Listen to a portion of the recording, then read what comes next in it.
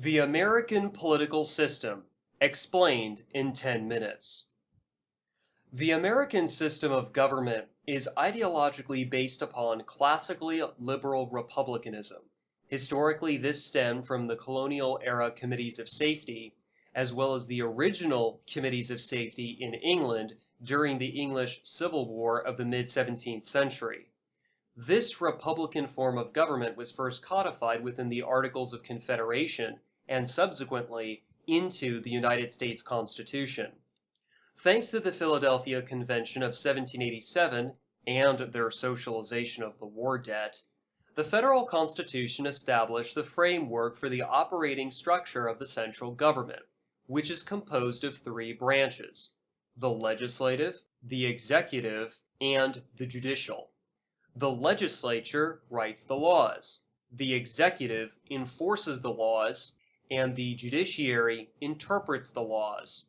You probably recognize each of these branches as the United States Congress, the United States Presidency, and the United States Supreme Court, respectively.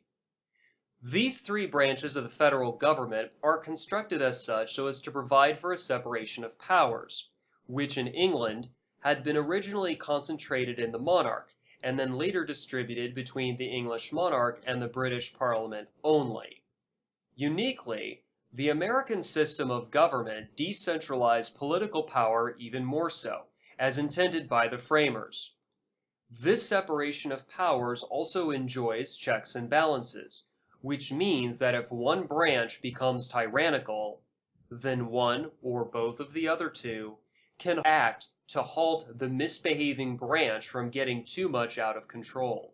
You must keep in mind that the separation of powers are not just horizontal, but also vertical, by which I mean that each American government has its own three branches, generally speaking. State governments have their own legislatures, governors, and judiciary. County governments have commissioners, sheriffs, and courts. Municipalities, that is, city governments, commonly have city councils, mayors, and judges. Yet, the reality of the situation is that the three branches of the federal government, the Congress, the President, and the Supreme Court, begrudgingly cooperate with each other. For example, the President can propose laws to the Congress, and the Congress will pass those laws because it will allow them to not only keep their seats, but also bring pork, that is, stolen loot, back to their own congressional districts. Similarly, the Congress can delegate to the President some of their enumerated powers that were reserved for their use only by the Constitution, such as instead of declaring war, the Congress delegates to the President a loose authorization to send troops to kill overseas with no identifiable enemy or goal being declared at all, in blatant violation of the Constitution.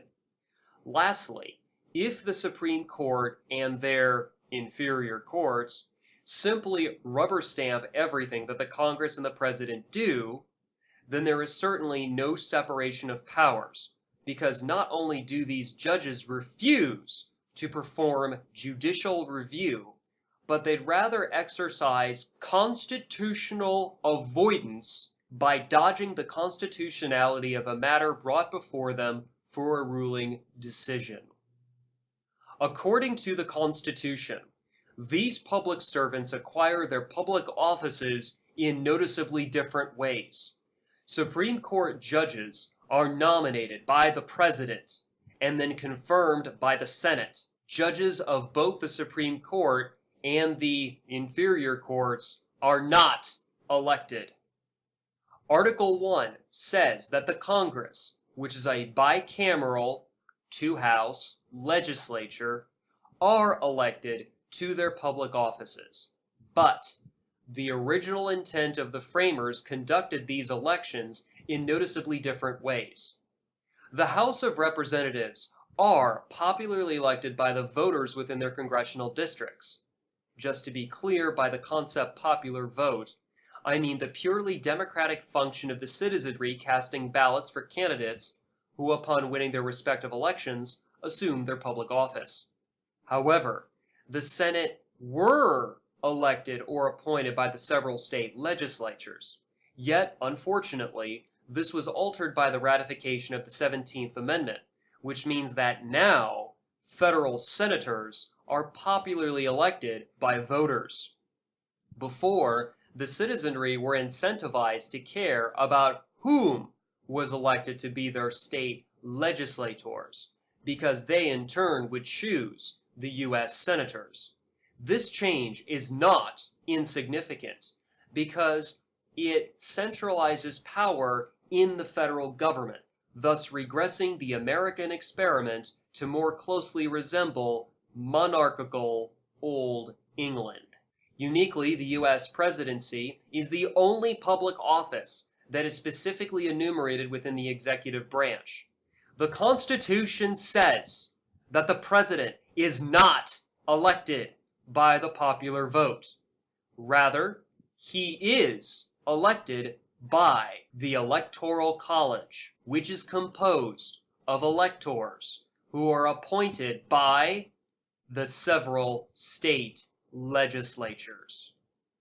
According to the U.S. Supreme Court's ruling in re Green 134 U.S. 377 in 1890, the judges ruled that, quote, the sole function of the presidential electors is to case, certify, and transmit the vote of the state for president and vice president of the nation.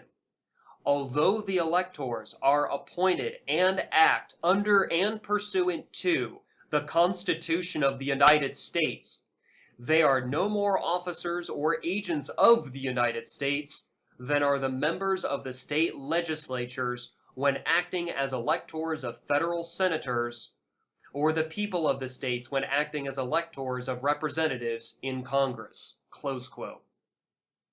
Put simply, the delegates of any political party simply do not matter, because they do not elect any candidate to become the president.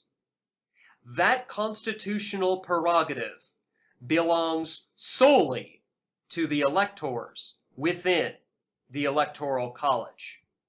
According to the United States Constitution Annotated, which is published by the Government Printing Office, quote, electors constitutionally remain free to cast their ballots for any person they wish, and occasionally they have done so, close quote.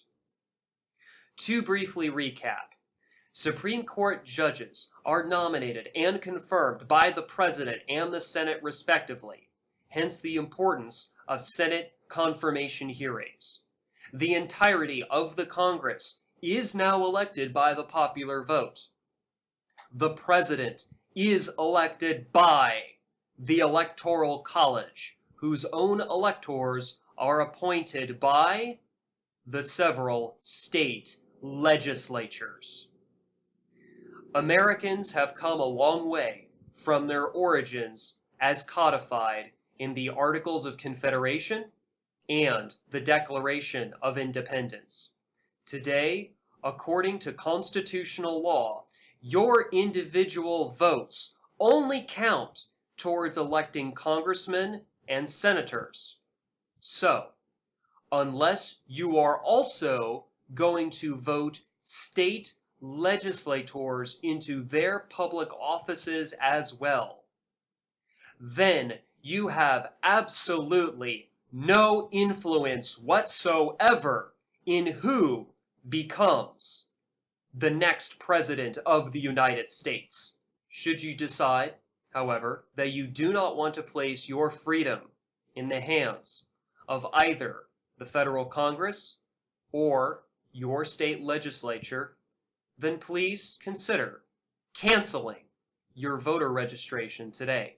Visit www.tinyurl.com url.com/cancelvoter for more information. Thank you for your time. Get up off the ground!